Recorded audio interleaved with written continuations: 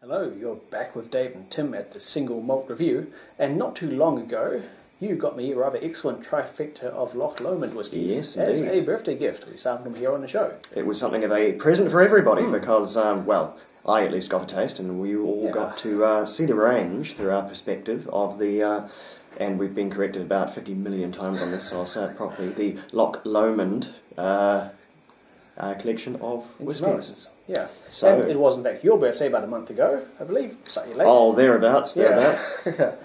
So it's only fair I return a favour. Happy birthday. This looks dangerously full size to me. In fact, there's not one but two discrete objects in here. So we will. So it's something you've been wanting to try, and we've both been looking forward to. So have a little look at here. Yeah.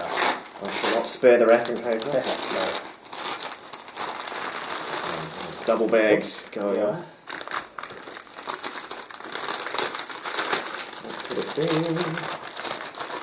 This isn't whiskey at all. No. This is a beer and some flour. Oops.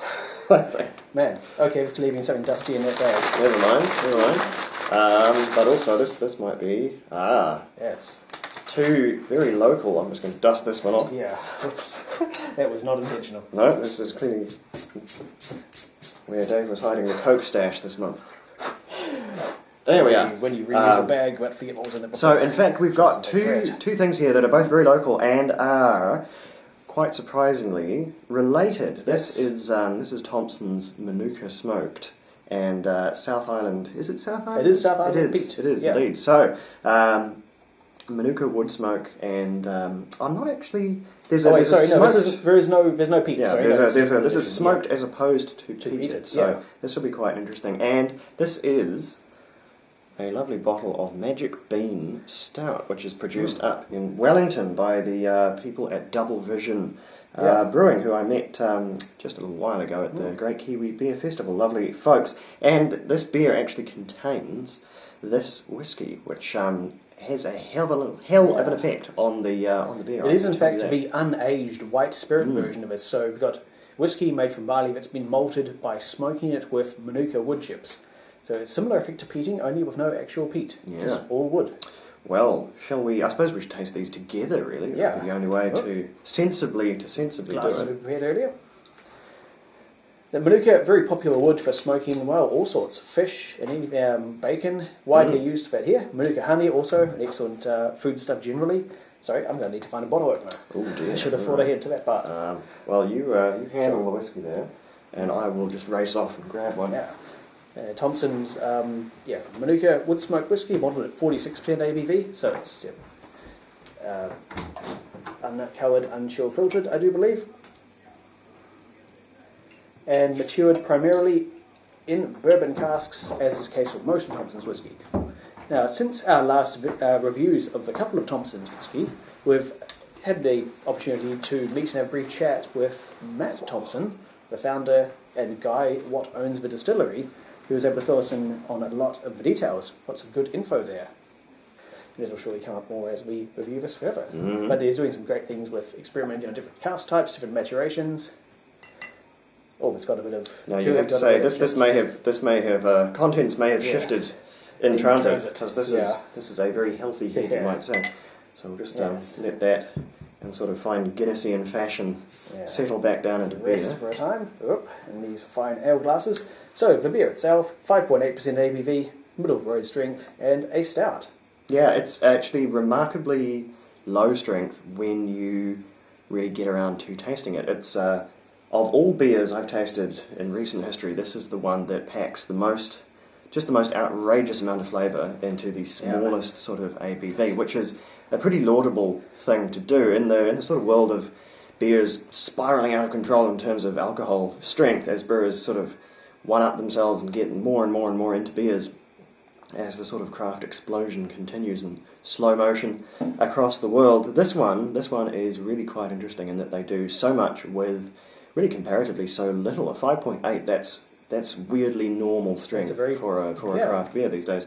Now it seems to have settled. Yes. I should also say this beer is not even remotely fined or filtered or anything. You can practically It's really, really sort of quite soupy. If we left this one to settle for many, many days, we'd get a good old wodge of sediment in the bottom there, which is always quite a good sign of a beer with a bit of extra character. So on the nose. Ooh. Yeah, there's the lovely bitter chocolatey cocoa notes you always get from a good rich stout. It is super, super. But a good twang chocolatey. of wood smoke, the uniquely sort of sharply sweet smells you always get from Manuka. It's difficult to pin down Manuka is difficult to really describe, except that you sort of have to taste it, which is a bit tricky because it only grows here and in Tasmania. Tasmania. Yeah. Well, there you go.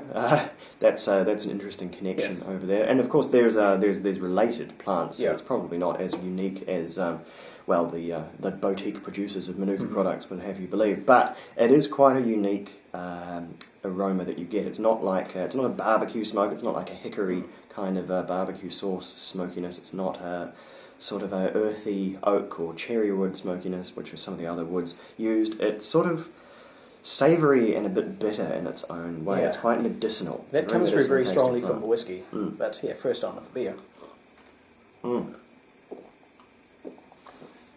It's a real meal of a beer.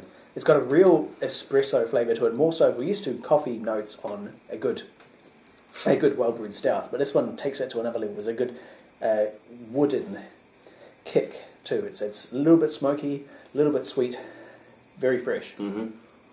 It's really pretty good stuff, and it's amazing that I enjoy it as much as I do, because putting spirits of any kind into beer is one of my really big beer no-nos. I'm normally off board straight away the moment brewers start doing it. If you remember back to the incredibly fine Green Man tequila beer of Dunedin, that was, I think, just emblematic of the worst offending in that category. Which was simply a beer which had tequila. It was a bright water. beer. It was a light, pale ale that, from I don't know what possessed them to do this, but they then tipped cheap tequila into it, and it was about as rubbish. In fact, no, it was more rubbish than you can even begin to imagine. It was just a very, very, very dumb idea, and like I say, emblematic of a bad, unreliable practice. It almost never works. Here, though, we have a Manuka smoked white spirit used to fortify a already, I assume, pretty fine, very solid stout. And speaking of solid, as you're saying, so many bits in there. You can't really capture it here, but this is completely opaque. There is no light getting through here. It's pretty soupy stuff. Yeah, it's wonderful. We're getting quite a yeasty pour here as well, because of the sediments all completely mixed in. If we had sort of 48 hours to let this bottle to rest, which we certainly are not going to, and did a clear pour, it would be quite a different. You'd be less a more pure sort of beer experience. It wouldn't be quite as sort of earthy as we're getting here. Goodness, I don't even need lunch anymore after that. That's just a real meal in a glass kind of for beer. the second course, we have the whiskey. Yes, indeed, and this is 46%, not coloured or chill filtered. We uncovered that I believe it was exclusively bourbon casks. Yes. I think Thompson's is pretty exclusive with the bourbon match. There are a few other. There's some. Some virgin French oak, some of their offerings, but otherwise mainly there were some ex-wine casks as well. But in this case, bourbon. And it's not particularly old. No. We are not sort of under the regulations that bind Scottish whisky. So there's no age stipulation attached to what you're allowed to call whisky and what you are not in New Zealand. So.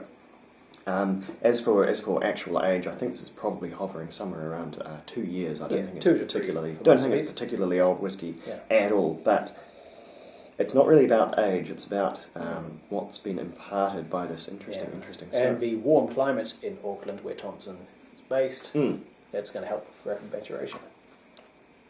Warm and very humid compared to Scotland. Ooh. Down south where we are. It's a bit more analogous to maybe a Scottish climate, in that we're fairly cool during the winter, but we're fairly dry the whole year round.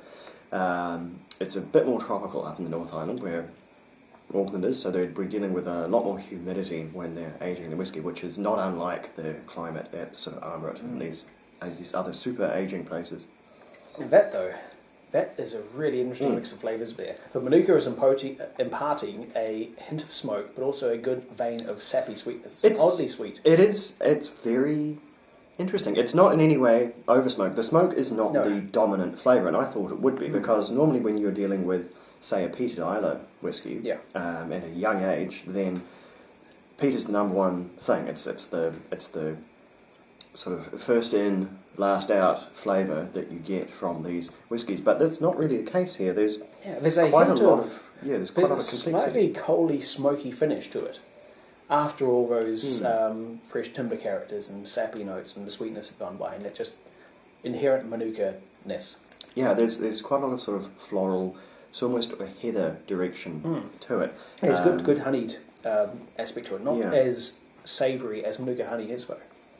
And as honey goes, there's quite a savoury. There's almost a maritime saltiness that sort of sits on the tongue in the finish. That's possibly something our palates have come to associate with anything that uses smoke for malting, because so used to that being with peat, so often having a maritime component.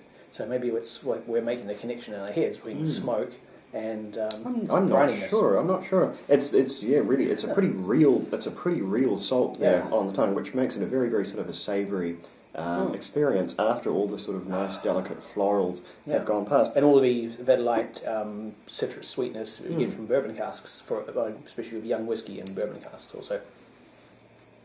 Well, I think that's really pretty good stuff from Thompson's there. I was expecting a very, very smoky whiskey. I was expecting something like Isla, and it's really, really not. It's something so much more subtle, which is a surprise. I think there's a decent amount of smoke in there, but since it's a more benign smoke, more engaging, you can... peat is just such an aggressive smoke, which is at odds of anything else we'd normally eat or drink. Whereas Manuka smoke, it's much more consumed. Like no one would ever have, say, peat smoked bacon. That would just be a death sentence, probably. Whereas Manuka smoked bacon, absolutely fine. Yeah. And in fact, very recommended. I think between that and maybe the two-tone, it's probably my favourite of the Thompson's range, thinking back to the other ones we tried. The other ones, I thought, some of them, they sort of showed their youth a little too much, but this one, for whatever reason, has aged really quite well in the very few years that it's... Yeah, it keeps the alcohol and the spirit characters all fresh, and also that smoke. It's still quite fresh, quite active. It hasn't been dulled and mellowed by long exposure to the wood. Yeah.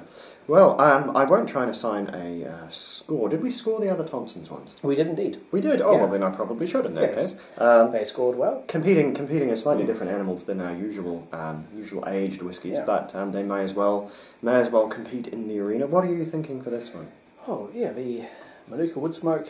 It's a young whiskey, it's unashamedly a young whiskey, but that works in its favour, I think, because of the active first fill bourbon casks and just the intriguing twist which you get from Manuka smoked malt. It is basically one of a kind, and it is engagingly fresh, full of a variety of sweet and savoury characters, and I'd rate it 87. Yeah, well, there you go. Pretty strong score there. As for me, it's probably 82 for me. It cannot hide its youth, and so that's always going to hurt it a wee bit there. But, of course, that's the easiest thing to fix. You just wait a bit longer, which I'm sure they are. They have a lot of stocks there aging away, and this is a whiskey, I think, that has a lot of potential. It's already good, and I think it's only going to get better as it ages through. So...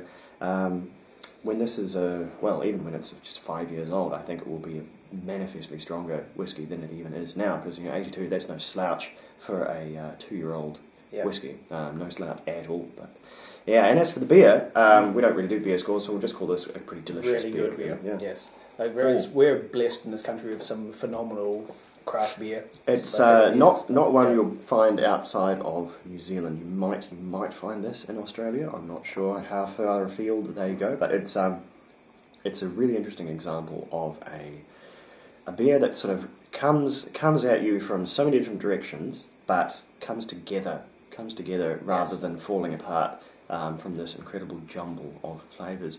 And if you want to read more about it and you're in New Zealand, pick up a copy of Sober's Pursuit of Hoppiness magazine, where, if memory serves, I think I actually reviewed this beer. So you can hear my thoughts in more detail over there. Which month's issue would that be? Oh, good grief. Last month's, which would make it the February issue that came out. So there you go. The most recent one, I think. So anyway, have a wee dig through that. And that was that's probably the New Zealand special there of diminishing relevance to the international audience. But if you were in New Zealand, then I'll bet you've got lots of good hot tips out of that one. I'm sure we have a few local viewers. I've met some of them. So with that aside, we will get straight into the more international drams here and drum up something. Who knows? I think it's rum, actually. I do know. So check back for that one. We will be here very shortly. Sludger.